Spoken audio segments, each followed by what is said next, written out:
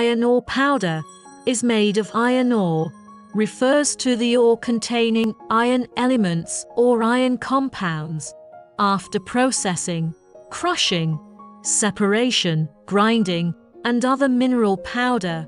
The pellet shape of iron ore powder ball press can be changed, commonly round, square and rectangular, which can be controlled by the roll die, but in most cases, iron ore powder ball press material shape is spherical, conducive to demolding. It is not breakable during transportation.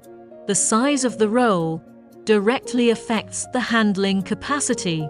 Therefore, the larger the ball roller, the higher the yield. Pressure ball size can be carried out according to industry standards. The ball produced by iron ore powder ball press determines whether the material burns well in the smelting process and plays an important role in the whole process.